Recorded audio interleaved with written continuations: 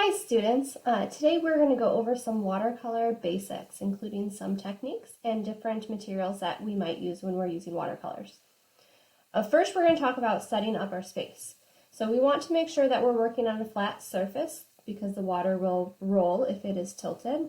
So a tabletop or your desk is going to be the best. I set up for a right-handed painter. If you are a lefty, your paints are going to be on the opposite side. So I've got my work in front of me, a cup of water, a paper towel, my watercolor pan, and a few brushes.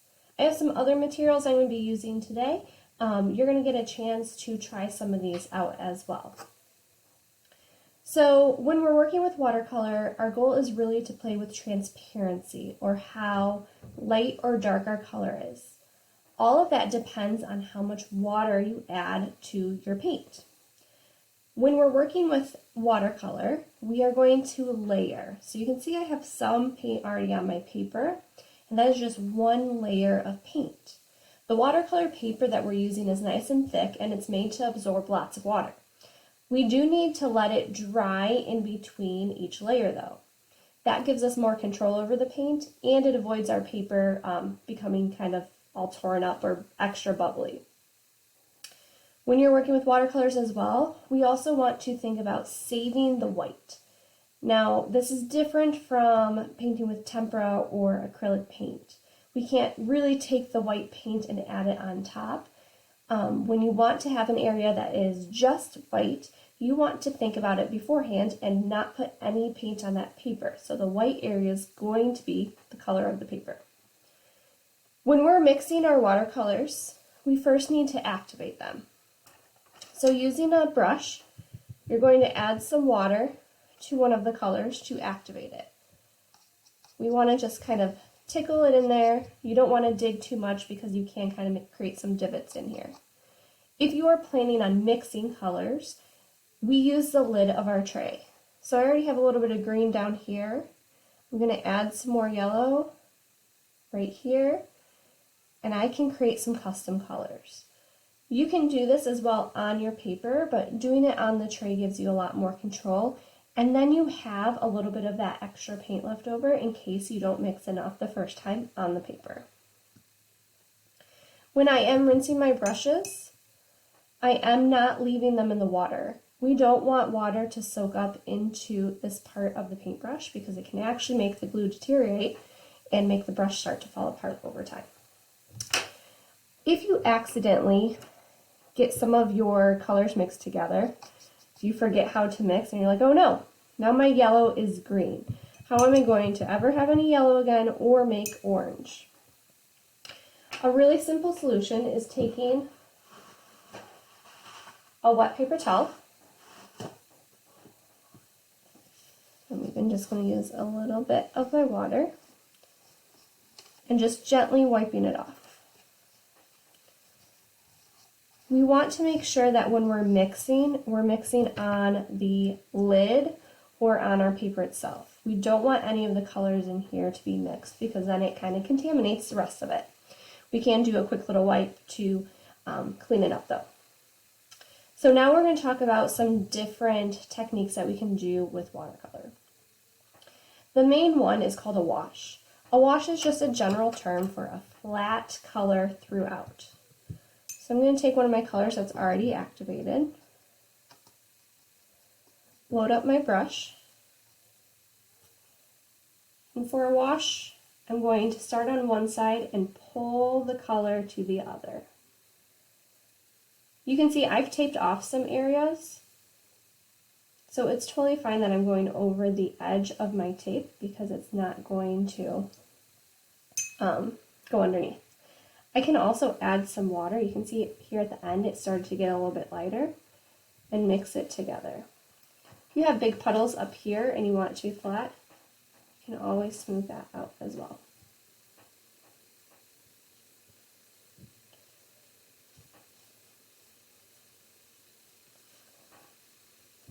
The next is a gradient. So gradient is when we're taking two colors and having them blend together. I'm going to start with one color on one part of it, and a second color on the other side. I'm going to come back in now with just some water and pull those colors towards each other. So you'll notice that I never had my paintbrush go into the other color to make it too watery or to mix my paint on the tray. So you can kind of play with those to get them mixed together. Again, if you have a little bit of puddling, you can always lift it up, but I kind of like that puddle, so I'm going to keep that. So a gradient is two or more colors kind of blending together. Wet on wet is a fun way to create some very liquidy colors. So you can either start by putting down some water first or a color.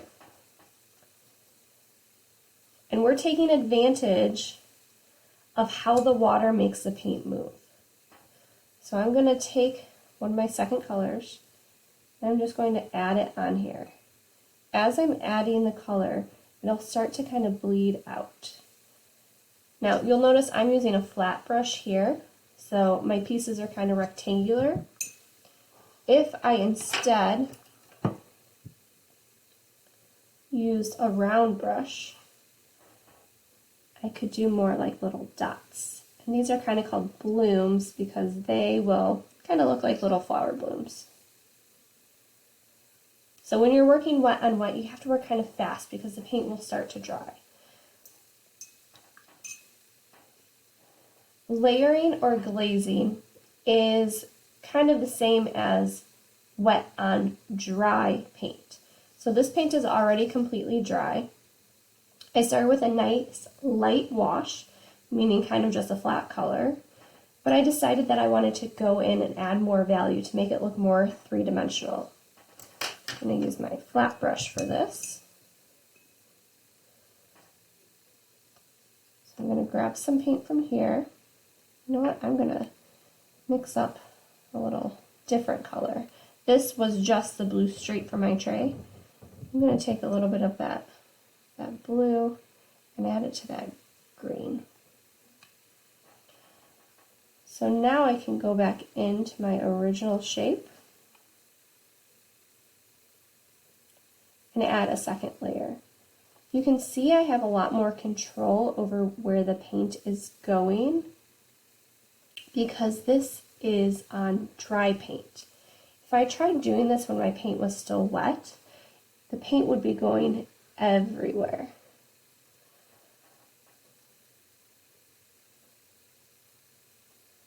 So knowing if your paint is wet or dry is going to help you control the color a little bit better. One of the most frustrating parts of watercolor for me is having that paint go where I don't want it to go. So I'm even going to come back in with a little bit more of that blue mixed in to make the top a different color.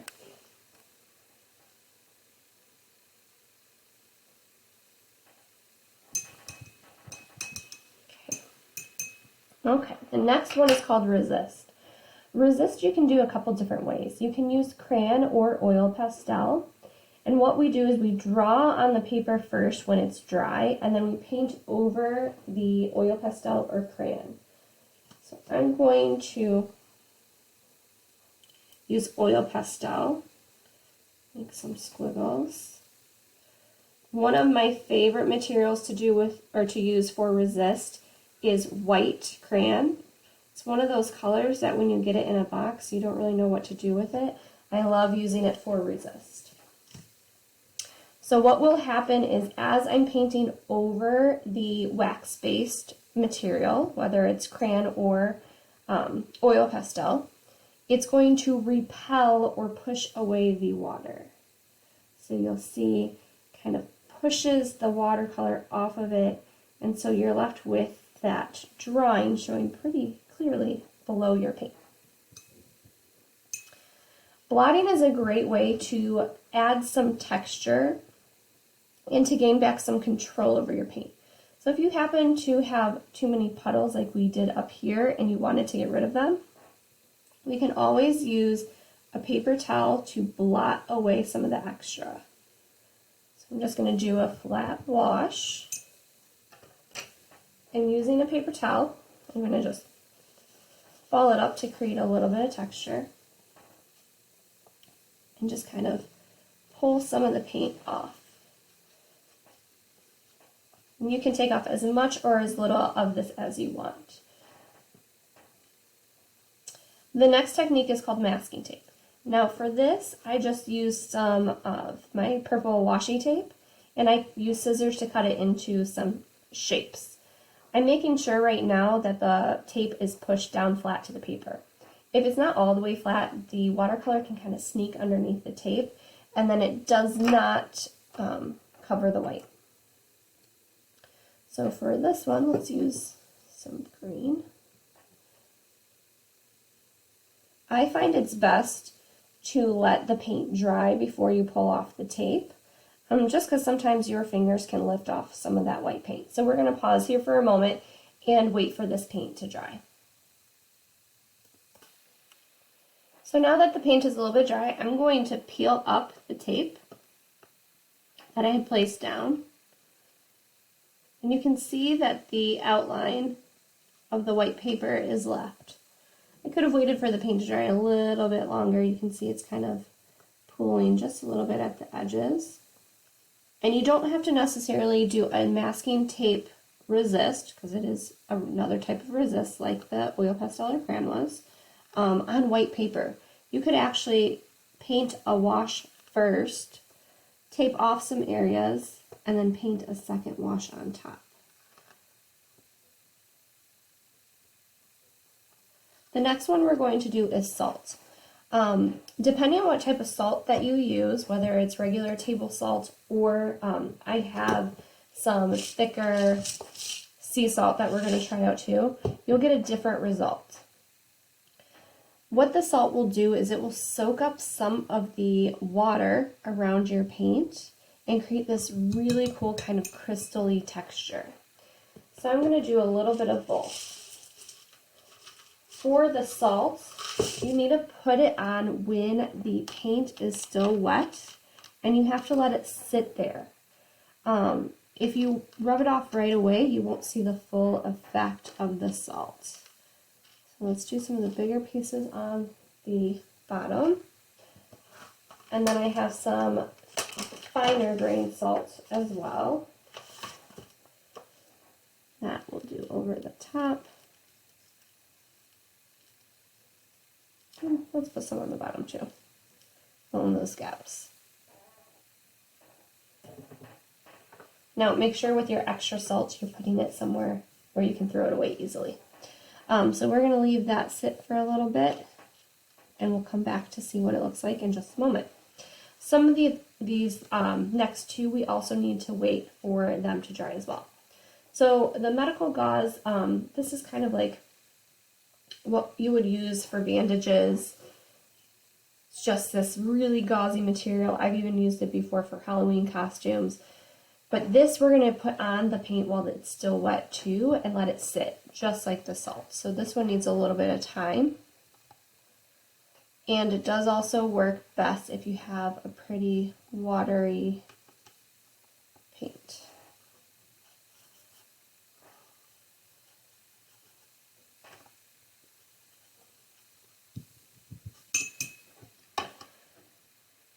What you want to see is the gauze start to soak up some of that color. So it's no longer white, it's changed color a little bit, and then we just let it dry there. The plastic wrap is going to do the same. So again, we're going to need to work a little bit quick. We're going to make sure that we have nice watery paint.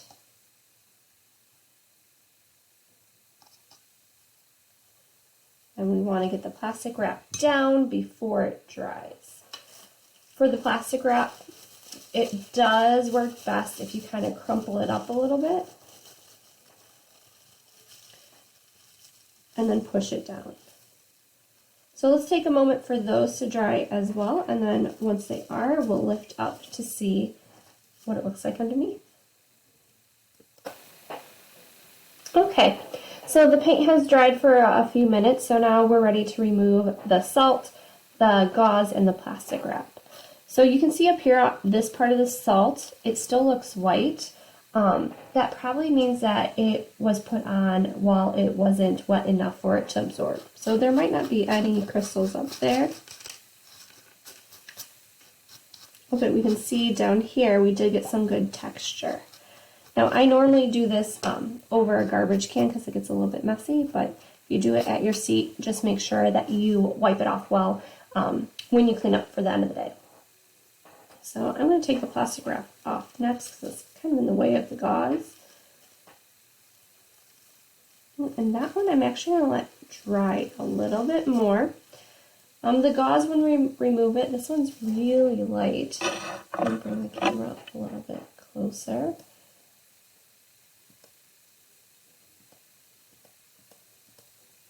But it leaves you with a little bit of the texture of the gauze itself. So let's wait a few more minutes for the plastic wrap to dry, and then we'll be right back. Okay, so we're going to take the plastic wrap off, and you'll see it kind of gives almost like a broken ice texture. It's really cool for doing things like animal skin, like reptiles and things, or just for some fun extra little texture. The next is going to be rubbing alcohol. Now this is just rubbing alcohol from the medicine cabinet. It is a little bit stinky. Try and just use a little bit for this one because a little bit goes a long way. So we're going to first put some color down. Add a little bit of water to that. And you'll notice I also switched out my water. It was starting to get pretty colored. So whenever your water is looking too cloudy, make sure you just take it to the sink to refresh it. So I have just a straw, and I'm going to dip it in a little bit of the rubbing alcohol. And as I dip on here, the rubbing alcohol pushes the watercolor away. So it will start to lighten up that area. The next technique is stamping. Now for this, you want something that has kind of a fun texture. So I went to my son's toy box and I picked up Lego and then Picasso tile. So for stamping, you're going to actually paint directly on the object. So make sure it's something that you're going to be able to wash off. And even things like hardware pieces and things like that would make cool textures. And then we just stamp it down. So if you want a little bit more color, add some more water to your paint.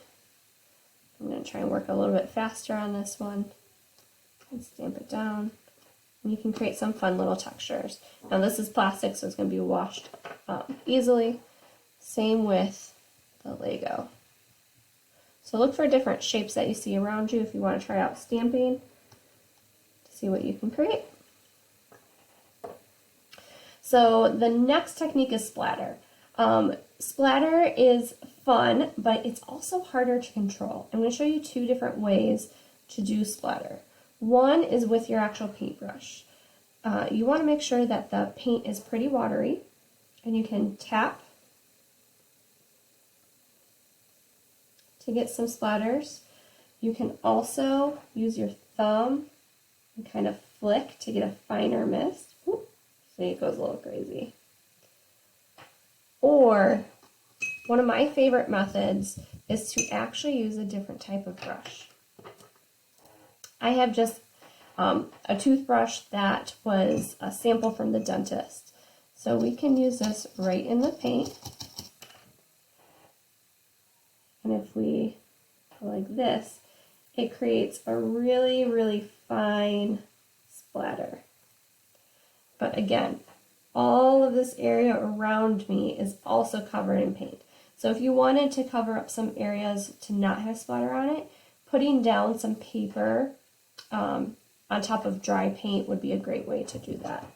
And make sure you wash your hands before you do anything else. The next technique is dry brush. Now, it sounds kind of weird because we're using watercolor, so our paint's going to be wet and our brush is going to be wet. But by having just a tiny bit of water on your paintbrush, we can control it a little bit. So here I already painted some little blades of grass, so if I wanted to go back in and dry brush, I usually try and pull some of my color up and kind of dab it off on my paper towel. So I'm getting color, but not necessarily lots of water. This will give me a little bit more wispy lines that can create some texture. And again, I'm also using the glazing or layering technique because I'm going over an area that's already painted to add more value and also more color this time too. So dry brush is great for creating more texture, whether it's hair or grass like this, things that we find in nature, for things like that, or just for some different textures within your painting. The next thing is watercolor pencils. Now we use these on our last project in class, but you can also layer these on top of your actual watercolor. So if you really enjoyed the detail that you were able to get with your watercolor pencils, we can always use a combination of both. So if I have